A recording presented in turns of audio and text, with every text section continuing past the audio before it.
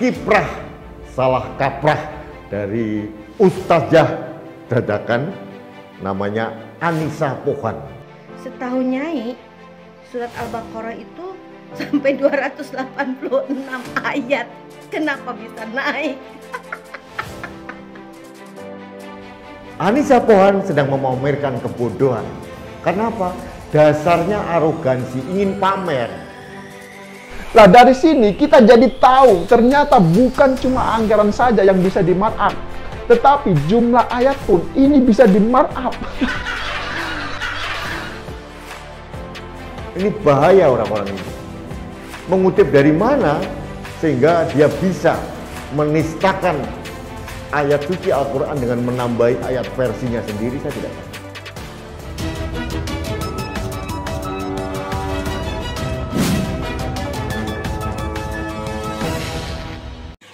Politik ayat memang masih bisa dijadikan senjata untuk membungkam rakyat seolah apa yang dikeluarkan itu sudah paten. Namun apa yang terjadi jika salah kutip ayat? Keblunderan demi keblunderan dilakukan oleh Anissa Pohan, istri Ketum Demokrat Agus Harimurti Yudhoyono yang akhir-akhir ini sibuk bermain sosial media dan menyindir berbagai media. Biasalah ya, kalau orang tuh memang di otak dia itu udah ambis, kebelet pengen jadi ibu negara, ya kan? Kayak gini nih, apa aja dia bunyiin tapi ternyata salah, blunder, dan blunder nyerang diri dia sendiri.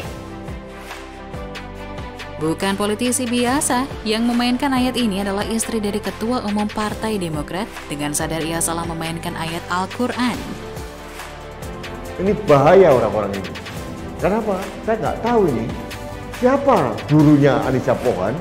Mengutip dari mana sehingga dia bisa menistakan ayat suci Al-Quran dengan menambahi ayat versinya sendiri, saya tidak tahu. Lalu, ingatkah Anissa Pohan apa akibatnya jika salah memainkan ayat Al-Quran? Biar kita ingatkan kembali, Ahok dihukum 2 tahun penjara usai dinyatakan bersalah atas kasus penodaan agama karena pernyataan soal surat Al-Maidah 51. Jadi jangan percaya sama orang, kan bisa aja dalam hati kecil Bapak Ibu nggak bisa pilih saya. Yang kan dibohongin pakai surat Al-Maidah 51 macam-macam gitu. Itu hak Bapak Ibu. Ya. Jadi kalau Bapak Ibu perasaan nggak bisa pilih nih, karena saya takut masuk neraka, dibodohin gitu ya, nggak apa-apa. Karena ini kan panggilan pribadi Bapak Ibu. Program ini jalan saja. Ya, jadi Bapak Ibu nggak usah merasa nggak enak. Menjatuhkan pidana terhadap terdakwa Insinyur Basuki Cahayapurnama alias Ahok dengan pidana penjara selama 1 tahun dengan masa percobaan 2 tahun. Bagi saya sama. Anissa juga sudah menista agama. Real. Kenapa? Mengotak-atik ayat suci Al-Quran di ruang publik. Kalau dibiarkan, dia akan merajalela ayat-ayat dalam kitab suci Al-Quran kemudian diolah-olah, dimanipulasi oleh kepentingan mereka sendiri.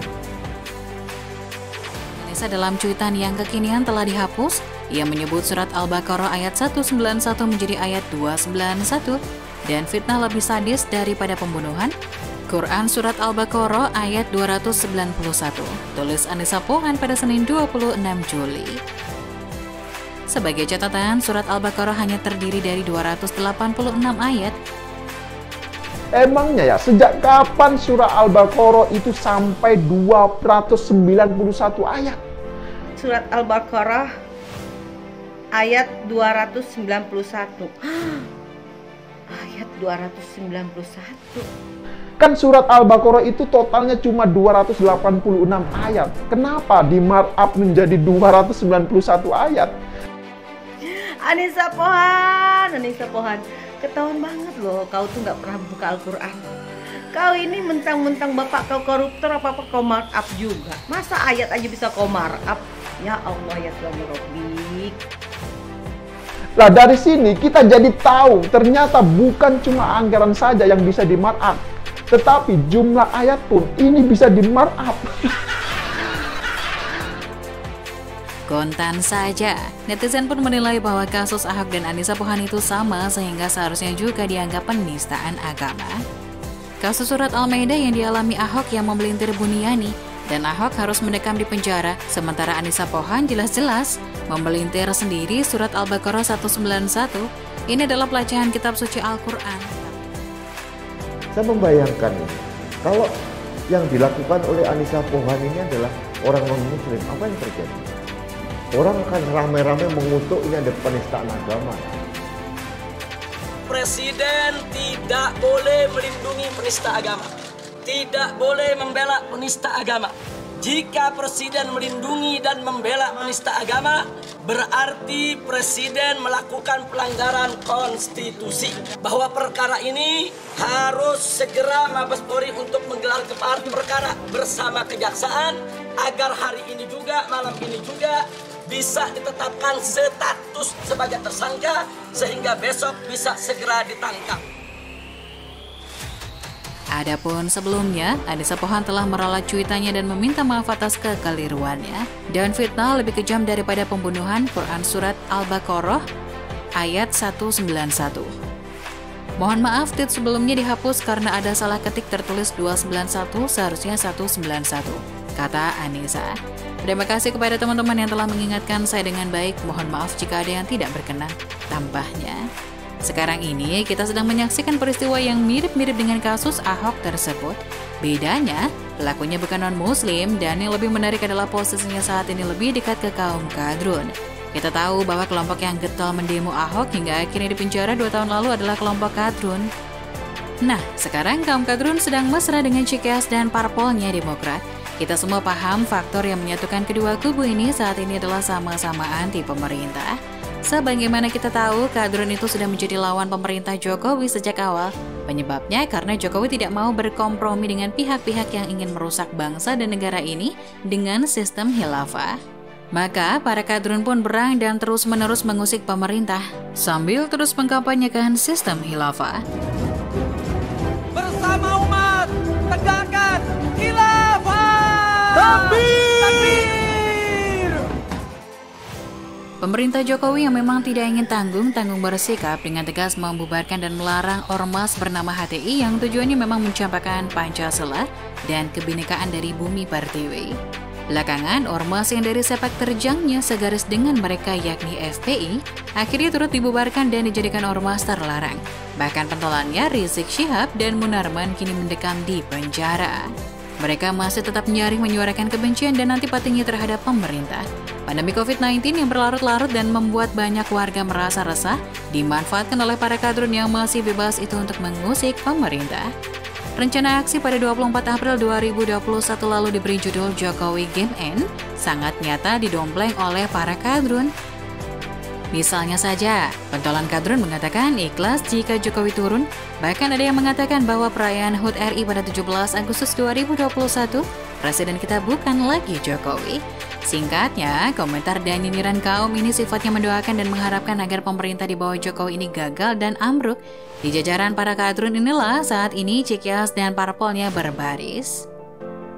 Kita tidak mungkin lupa bagaimana AHY yang adalah ketum Demokrat pada awal pandemi Mei 2020 lalu gencar mengusulkan agar pemerintah memberlakukan lockdown. Sampai-sampai putrinya yang masih kelas 6 SD dikerahkan untuk menulis surat ke Presiden Jokowi minta lockdown. Nyata sekali maksudnya, supaya negeri ini kolaps, rusuh dan kacau oleh lockdown.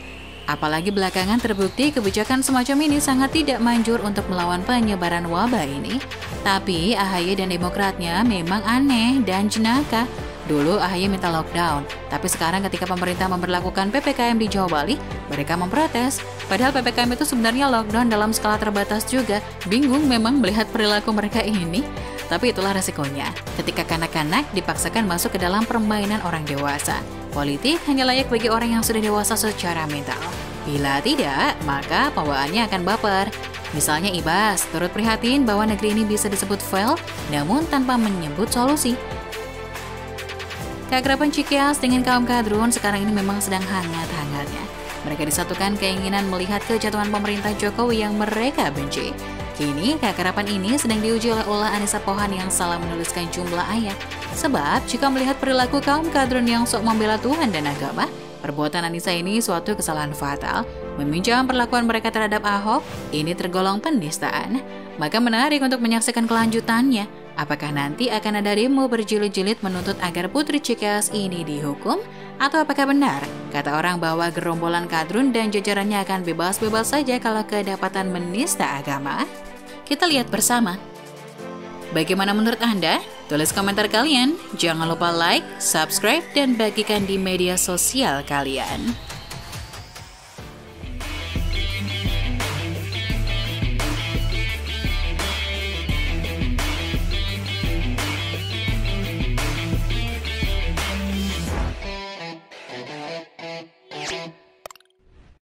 Jangan lupa untuk subscribe dan nyalakan lonceng notifikasinya.